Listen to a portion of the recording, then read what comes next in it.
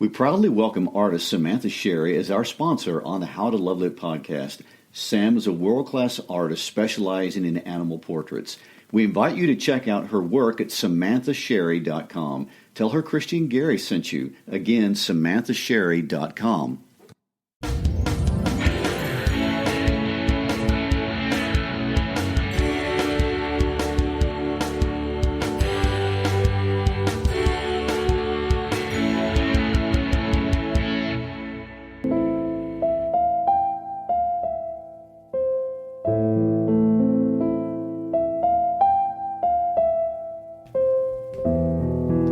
Hi, I'm Christy Shriver. We're here to look at books that have changed the world and can change even us. And I'm Garry Shriver, and this is the How to Love Lit podcast.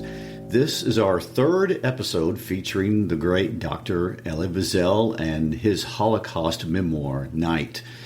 In episode 1, we discussed Wiesel's life story spanning in many years of his life before, but then also after the Holocaust. And we highlighted the impact this man has had on planet Earth as an advocate for peace.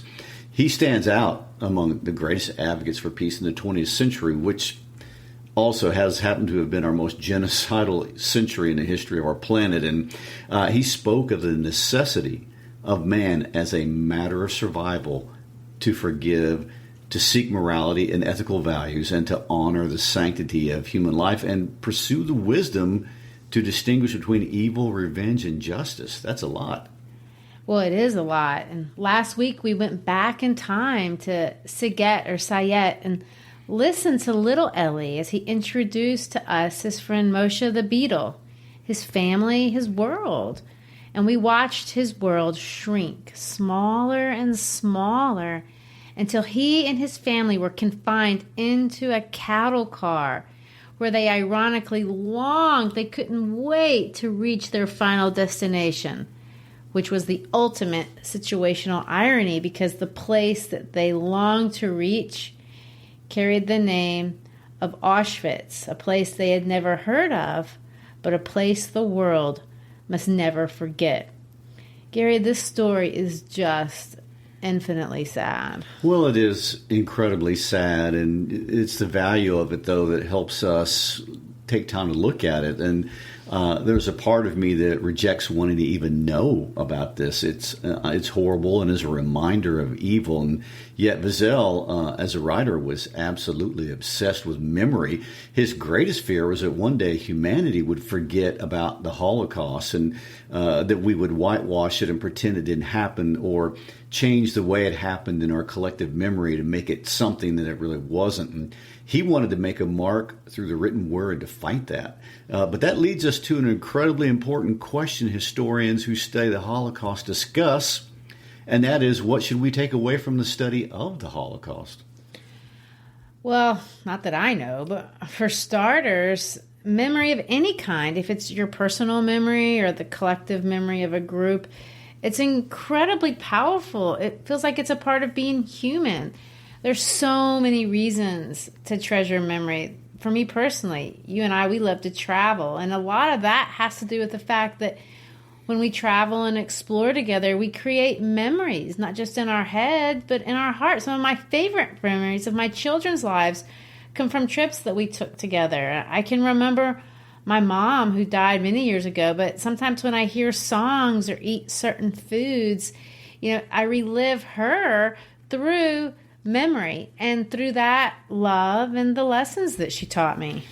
Yes, we can't even begin to describe the importance of memory in our understanding of our orientation in the world, and you're getting closer to its greater purpose. I mean, memory serves to help us extract lessons for the present, and it helps project us or who we think we are in the future. And this clearly is Wiesel's purpose for recording the personally painful events of his life. The most painful of these will be in the chapters we read this week and next. And Saul Friedlander says that the memory of extreme events carry with them an ethical imperative, meaning survivors must.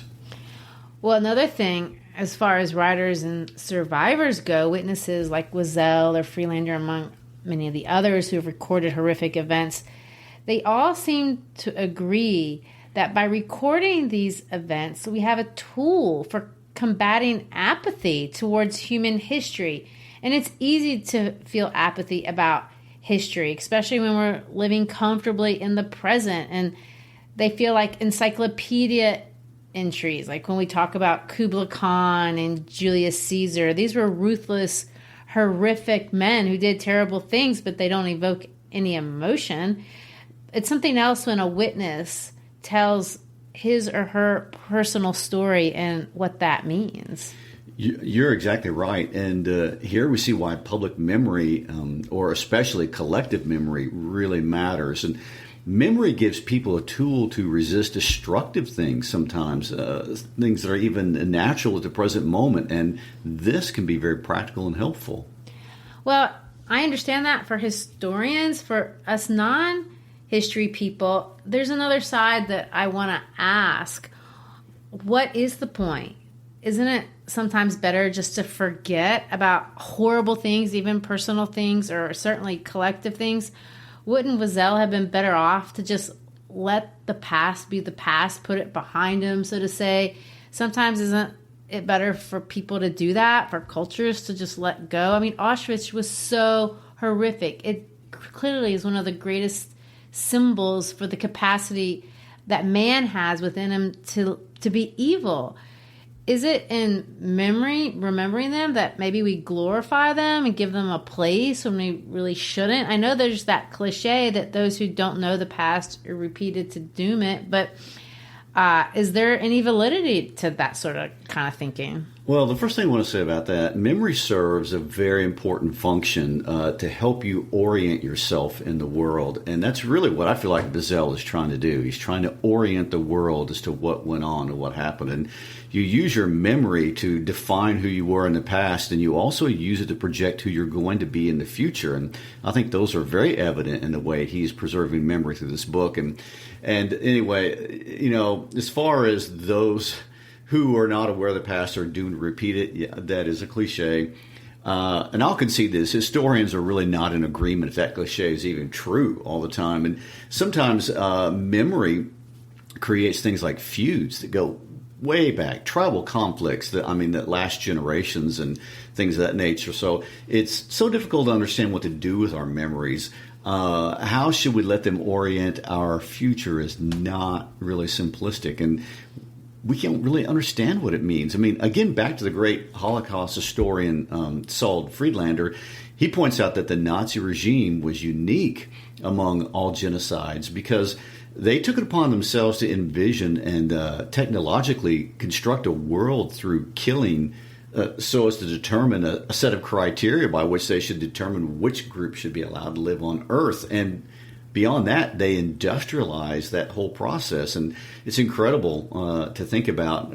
They pursued this goal with such commitment that this goal became more important than winning world domination. In fact, that actually reversed the normal order of affairs, and world domination was the tool to annihilate, not the other way around. I mean, how can we ever decide to make sense of this? So I guess what we really have is the story. In Wiesel's case, I think it's clear that through his story, the goal is to prolong the memory of the tragedy, to give it a voice beyond his lifetime. He died just a few years ago, and so have most of the victims who survived died of old age. But he writes to make future generations the storytellers of his story. Grown-up Wiesel found this to be incredibly important, so important that it was worth him reliving these events over and over again. And what I find so fascinating in this short little narrative night is that it is so deliberate and purposeful. Every anecdote, every point, his style is so understated that it highlights the power in the few words that he chooses. He's talked about that words are inadequate sometimes to describe what people see, and he's selective about the different episodes that he chooses in retelling his experiences at Auschwitz. There are so many things that happened, and remember, his first draft of this book had over 800 pages. But in Mike, we don't see that. It's just a few. There were so many people that he watched die, but he's only going to tell us about a handful. There are so many survivors, people that he encountered, yet he only highlights one or two. And even more noticeably, he doesn't spend a lot of time honoring, if you want to put it that way, or dwelling on the perpetrators. He mentions Mengele by name. He mentions one of the capos by name, but most are anonymous. Yeah, the sparseness of how he wrote this is full of impact. And this stands out because the events he relays are incredibly gut-wrenching. I mean, if he wanted to, he could have gotten a lot more gruesome. And what we know about the atrocities of Dr. Mengele alone has filled volumes of history. But he doesn't do this. He mentions only that he was there. The story, and I really think this is important, does not glorify or even magnify the tragic way people died at those killing centers. This is not the story through the eyes of the perpetrators of evil. Night, although evil pervades every page of the book, isn't solely about evil. It's about resistance to evil. This is about the idea that no one, no matter how evil they are, no matter what atrocity they create, there isn't a greater atrocity than the Holocaust. But not even there can some person take away your humanity. And to me, after talking about Kafka's book, The Metamorphosis, and how people can just give it up, it's a very powerful idea. What we learn in this story is that in their own way, the inmates at Auschwitz, even in their worst hour, expressed incredible personal agency. They fought back in their hearts, in their minds. And Wiesel is careful to illustrate this and point this out. It's important to see this. This is especially interesting when we look at his discussion of religion. Incredibly, God, in a real sense, dwells in Auschwitz. It's absolutely incredible how deeply spiritual this book is at times, and we're going to see that today. The theologian Rabbi Sachs speaks about his experiences talking to Holocaust survivors, and he says that there were people who lost their faith at Auschwitz, there were people who kept their faith at Auschwitz, and there were people who found faith in God at Auschwitz. Wiesel's attitude is much more confused. He introduces us to these three groups of people in this story, yet he doesn't tell us what we should make of all of it. He expresses divinity through humanity as he shows us what love looks like through his relationship, the sustaining relationship he has with his father. He shows us what strength looks like through Juliet, and what courage looks like through the French girl at Buna, what kindness looks like by the strange men who come to the train and tell Elie and his father to lie about their age. And he juxtaposes these divine acts with evil. From the minute the Wiesels arrive, we see humanity. We clearly see evil and inhumanity, but we see humanity. Holocaust survivor George Pick says this, and I'm going to quote him. I am here because some people who were taking chances with their lives, but also others who were doing seemingly small things, gestures, opening a door, letting us out. I want to put this into your minds, that you don't have to be heroic necessarily to be lifesavers or to help others. You can do small things, and you would never know what the consequences of those small things are. And we see this in this book. Well, with all of that in mind, chapter 3 starts with utter confusion and darkness and sadness. And the saddest line in the whole book is at the beginning of chapter 3, where he says, I walked on with my father, with the men. I didn't know this was the moment in time and the place where I was leaving my mother and Zipporah forever. It's incredibly quick. It's overwhelming. And yet it's immediately dismissed as they were dismissed. And of course, it is at this moment that we see an instance of incredible human compassion and agency of those there. Inmates telling them to lie about their age. Say you're 18, say you're 40. The Wiesels had no idea. It's hard to imagine how they even viewed this enormous place known as Auschwitz. That's true. The size of Auschwitz is much bigger than we can envision by reading this book. I mean, there are 44 parallel railway tracks that convene there, and that's probably why it was chosen. Let me go back even a little before that. First of all, we need to know that Auschwitz was not the only place where Nazis were exterminating Jews. There were 6 death camps, all of them in Poland, and these places weren't camps, they were killing centers, and the business of the camps was to manufacture death.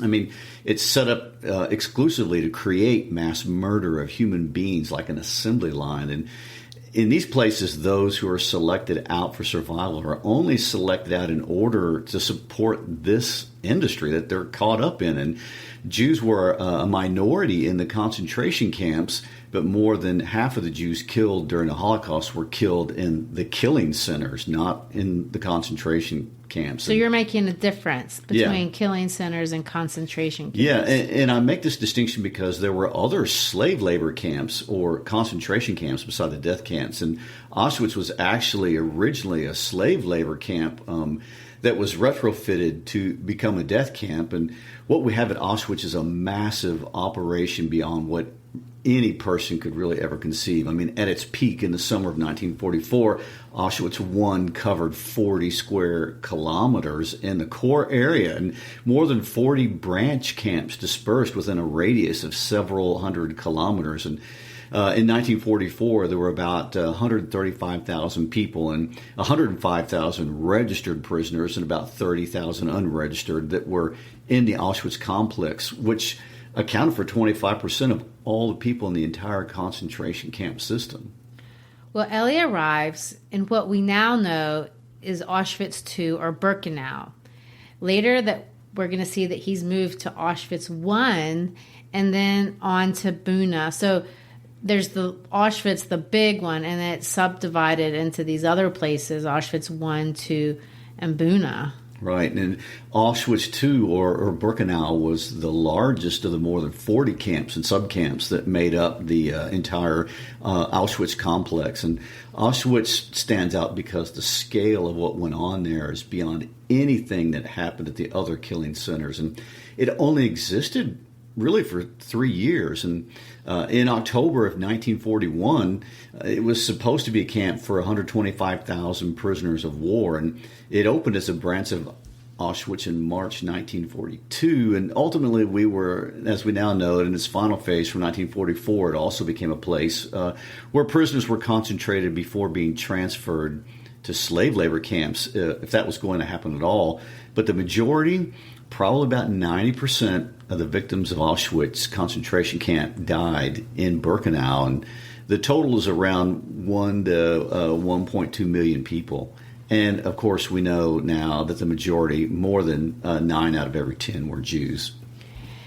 This is one of the few places where Wiesel highlights a perpetrator, the infamous Dr. Mengele, the one in charge of what they called selection. Mengele held a conductor's baton, and he would tell some people to go to the right and other people to go to the left, and no one really knew what that meant. In Elie and his father's case, they were sent to the right, which ultimately meant that they were spared. But as they walked to the bunker, which they didn't know that that's where they were going, they were given a good look at what Birkenau was about in 1944. They passed a ditch, and while they did, there was a truck unloading children and babies and throwing them into a bonfire. Wiesel comments that he didn't think of it as being real. His father was in disbelief. They were looking at evil. And notice at this moment, Elie references the response of the victims. Their life, their voices were in prayer. Yezgadal Vizkada Shema Rabbah. May his name be celebrated and sanctified. There's this very gripping line. Wiesel says, someone began to recite the Kaddish, the prayer for the dead. I don't know whether during the history of the Jewish people, men have ever recited Kaddish for themselves. To me, that is a really incredible moment. men taking hold of their own sacrament of death, almost transcending death in a sense. Elie's father was praying as well, but Elie didn't pray. He didn't want to pray. He was angry at God. How could God be silent? How can you pray to God in the face of evil? But it's really not an easy question to answer or ask even, especially for religious people. Maybe for non-religious people, I don't know. Maybe you could say, well, it doesn't mean anything. But for theists and for Jews, devout Jews, this answer is just not sufficient. It can't explain evil, and it doesn't provide an answer for evil. Wiesel and his father mentioned remembering Mrs. Schachner on the train. She must have known. She did.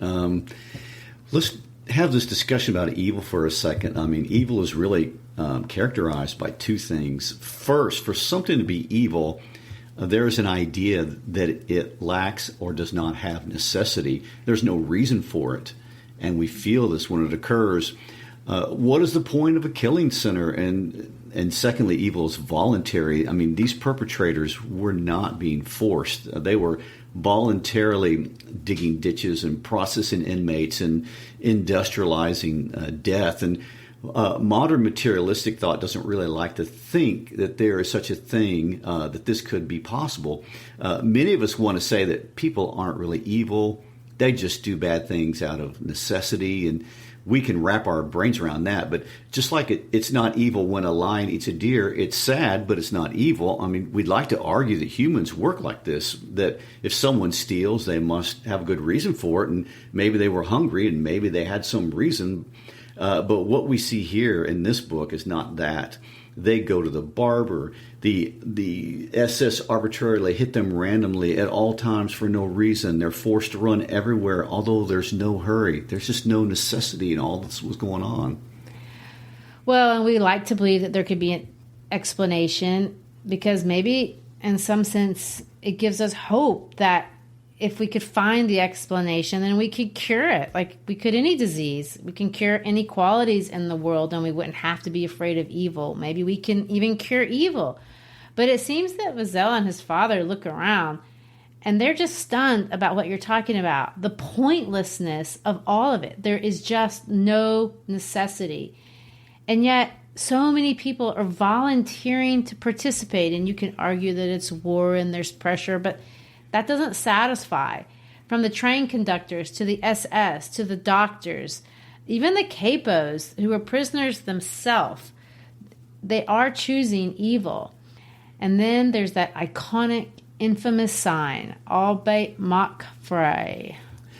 Well, yes, and Elie, like thousands of prisoners, passed the Auschwitz gate twice every day, and first time early in the morning and when they were going to work, and the second time when they were coming back, and often carried by friends because of their extreme fatigue. And every morning they glanced at the Albeit macht frei, and it was an insidious Nazi joke. Everyone was aware every time they went under it could be their last time to pass through that gate. And work, which was said to liberate them, was in fact bringing premature death. And the Auschwitz gate never led to freedom and only to pain. And the words were actually a pun. And the words Albeit macht frei, work will free you, is really taken from the Bible, which says Wahrheit macht frei, which is truth will make you free. And in the early 1930s, the slogan Albeit macht frei was very popular in post-World War I Germany because of high unemployment levels in Germany. And it became a motto of Nazi officers who forced prisoners to work in inhuman conditions. And eventually the slogan appeared over the gates of many extermination camps, not just Auschwitz. Which I find so awful. For one thing, it's almost decorative, like they did it on purpose. And then to hear you say it's a pun, a mockery of the Bible at a killing center, mocking death, mocking God, it really takes it to a whole nother level of ironic evil. And of course, it's here after going through this sign that Wiesel records another instance of humanity. They had arrived at their block 17, and their block leader gives them an admonition, and he says this: "Comrades, you are now in the concentration camp Auschwitz. Ahead of you lies a long road paved with suffering. Don't lose hope. You have already eluded the worst danger, the selection. Therefore, muster your strength and keep your faith. We shall see the day of liberation. Have faith in life, 1,000 times faith. By driving out despair, you will move away from death. Hell does not last forever. And now here is a prayer, or rather a piece of advice. Let there be camaraderie among you. We are all brothers and share the same fate. The same smoke hovers over all of our heads. Help each other. This is the only way to survive. And now enough of you. Enough said, you're tired. Listen, you are in Block 17. I am responsible for keeping order here. Anyone with a complaint may come to me. That is all. Go to sleep. 2 people to a bunk. Good night." Elie says these were the first human words. Wow, and Elie is one of the lucky ones, or so he's led to understand. And he gets taken out of Birkenau and sent to Auschwitz, where he just hangs out for 3 weeks, doing pretty much nothing but sleeping. And after which, he's sent on to what we now call Auschwitz III, or Monowitz, and Elie knew it as Buna. Ironically, and I want to read another quote, he says this: "All the inmates agreed Buna is a very good camp. One could hold one's own here. Of course, only after being in Birkenau would you say anything is a good camp, but this seems to be somewhat true. Elie makes friends, Juliet, Yossi, and Tibi, their brothers. And I find it interesting, they would hum melodies about Jerusalem together, if you can imagine that. They were given a blanket, a wash bowl, a bar of soap. Their block leader, named Alphonse, was kind. And sometimes he smuggled in extra soup if he could come up with it. It's at Buna where Elie meets a French girl who gave him a crust of bread right after he'd been severely beaten by one of the few perpetrators Elie names by name, Idek, the capo. And what is even more incredible after the incident is that he tells the incident about getting beat up, about the French girl giving him bread, and then he's going to flash forward to a scene later in life when he's in a metro in Paris, and he sees the girl again, and they recognize each other. They get off the train, and they talk about what happened. She had risked her life to give him that piece of bread. The Germans didn't know she was Jewish. She wasn't in there with him. She was blonde, and she was passing herself off as an Aryan, but she talked to him in his language, and had they heard her talking and known, then she would have been busted. But remembering George Pick's words, he says, heroism is in the small things. Sometimes we just don't even know. Well, on an interesting cultural point, for Wiesel, it was really shocking and troubling that the Germans, of all people, should have been the ones who implemented the most savage national crime in recorded history. And they were rich, they were educated, sophisticated, artistic, cultured, arguably the most cultured and literate in the Western world. And the way they created this industry of death was done in such an organized and sophisticated way. And they stood in courtyards and counted, and death was carried on with ceremony. And this is highlighted by the 2 hangings Wiesel recalls. And of course, there were many hangings, but he says no one ever wept to watch people get hanged. And they had all but gotten completely comfortable with the presence of evil and death. But he selects these 2 to discuss. There was one Obercapo, or overseer, who they had caught hiding a significant amount of weapons, and he was fighting back, and he was hanged along with his assistant, a child who had helped him. But when the child went to hang, he was so light that he wouldn't die quickly from the hanging. And as was the ceremony, all the inmates had to pass the dead person hanging to remind themselves what happened to traitors.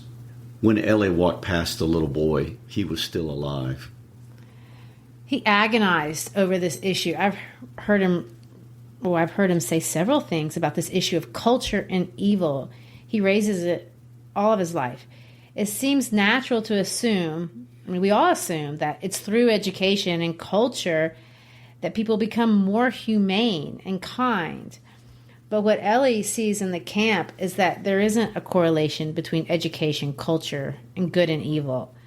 We're going to see that even in his Nobel address, he just can't resolve this issue. He's going to say this: all of those doctors in law or in medicine or in theology, the German officials in the camp, all of those lovers of art and poetry, all of those admirers of Bach and Goethe, who coldly and intelligently had ordered the massacre and had participated in it, what was the meaning of their metamorphosis? How does one explain their loss of ethical, culture, religious memory? He further remarks in another piece that many Germans cried when listening to Mozart, when playing Haydn, when quoting Goethe and Schiller, but they were quite unemotional when torturing and shooting children. Even he is unemotional at this point in the camp. The last part I want to discuss today as we finish up our discussion of Elie's time at Auschwitz, because he's not going to stay there. They're going to move him to another camp, has to do, again, with faith and his treatment of Rosh Hashanah and Yom Kippur. So these are the two sacred high days in the Jewish calendar. Rosh Hashanah is the first of the holy high days. It's the Jewish New Year's. And in the Northern Hemisphere, anyway, it's celebrated in the fall. It commemorates the creation of the world. And it starts the 7-day period. And during this time, a practicing Jew will consider this a period of introspection and repentance. And all of this is going to culminate in Yom Kippur, which is another sacred holiday. They're called High Holy Days. And Yom Kippur is the Day of Atonement. Elie expresses rage, really, as he hears everyone discuss the event of Rosh Hashanah, the end of the year. The elders were praying. Elie is angry, and Elie narrates that, and I quote, "Some 10,000 men had come to participate in a solemn service, including the Block Testi, the Kapos, all bureaucrats in service of death. There is an officiating inmate who leads them in blessed be God's name." And Elie says that thousands of lips repeated the benediction, bent over like trees in a storm. I mean, it's just incredible. I know, when I envision that in my mind, a holy day, and they're celebrating it in the camp. When Elie is angry, he says this: "And I, the former mystic, was thinking," because he's watching what all these men are doing in the camp, and he says, "Yes, man is stronger, greater than God. When Adam and Eve deceived you, you chased them from paradise. When you were displeased by Noah's generation, you brought down the flood. When Sodom lost your favor, you caused the heavens to rain down fire and damnation. But look at these men whom you have betrayed, allowing them to be tortured, slaughtered, gassed, and burned. What do? They pray before you. They praise your name. All of creation bears witness to the greatness of God." He goes on to say, "In days gone by, Rosh Hashanah had dominated my life. I knew that my sins grieved the Almighty, and I so pleaded for forgiveness. In those days, I fully believed that the salvation of the world depended on every one of my deeds, on every one of my prayers. But now, I no longer pleaded for anything. I was no longer able to lament. On the contrary, I felt very strong. I was the accuser, God the accused. My eyes had opened and I was alone, terribly alone, in a world without God, without man, without love or mercy. I was nothing but ashes now, and I felt myself to be stronger than this Almighty, to whom my life had been bound for so long. In the midst of these men assembled for prayer, I felt like an observer, a stranger." And of course, the service ended with Kaddish. As we know, that's the prayer of the dead. And everyone recited the Kaddish for their parents, for their children, for themselves. And the evil that Elie saw at every moment through billowing clouds of smoke, or he felt with the blows, or heard from the capos and the SS, or smelled in the burning carcasses, wasn't about need. There was no evolutionary competing interest, and it wasn't about ignorance or lack of sophistication.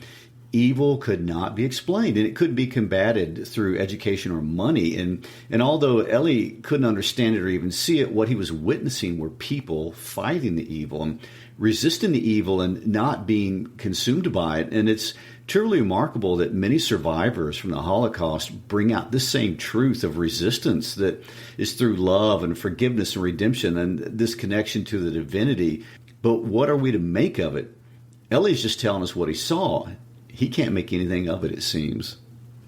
Well, clearly, and of course, there's so much more tragedy and pain yet to come for him. And next week, we're going to talk about his last days at Buna. He's going to go to the hospital.